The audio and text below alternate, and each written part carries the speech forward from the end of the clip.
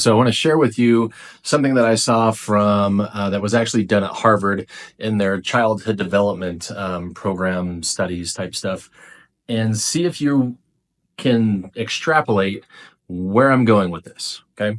So what I'm going to show you here is a graph. So along the bottom of the graph, we have ages 0 to 50. This red line is brain changes, how the brain changes due to exposure. And this green line is the amount of effort it takes to make change within the brain. Okay, so take a look at that and see what you think. So obviously, the younger you are, so infants learn from experience at an accelerated rate, and the older you get, that's going to slow down. The amount of energy it takes to change the way you're thinking and the way you're doing things is going to take more effort the older you get. Now, let's take a look at where these two lines intersect. Right about 25 years old. Now, let's ask ourselves, in the journey of a physical therapist or an athletic trainer or a PTA or a chiropractor or whoever, what's going on around age 20 to 25?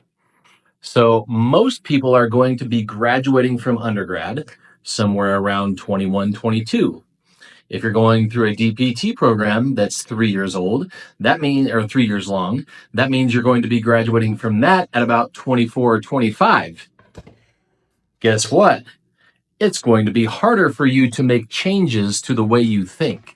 So when people ask me why more clinicians, and I get this question all the time from patients, why more clinicians are not doing 180, this is why, right here. Because once you get here, it's harder to make changes. So that's why when people ask me, students ask me, how far into my career should I be getting into the shift and learning 180? I say right now, because you aren't to this point yet. You're still down here. Okay. And the sooner you get there, the faster you can make changes and avoid getting stuck when you get to that 25-year range. Because once you get out of school, so let's say you graduated from your pre-T program at 24, now you've got a year, you get more experience, you're getting sucked into the broken medical model, even though you're telling yourself this doesn't make sense. They're not able to explain this. I don't like doing this, but I have to do this. I'm going to do this for a little while and then I'll figure out a better way. The longer you wait, neurologically, the harder it gets. This is human physiology that you are battling. That's why people don't make changes after they get 2 to 3 years into their career. They're already stuck, so they're going to be stuck in that thought process and think that's the only way to do it. Or, like some of the people that I've talked to about before, they think that they can figure it out on your own. Guess what? If you could figure out on your own, that means a whole bunch of other people would have figured out on their own back in the early 2000s, the 1990s, the 1980s. Everybody would have figured this system sucks, and they would have figured out a way to get out of it. The reason why we're here is because you're not going to figure this out on your own. For some reason, I got lucky and figured it out.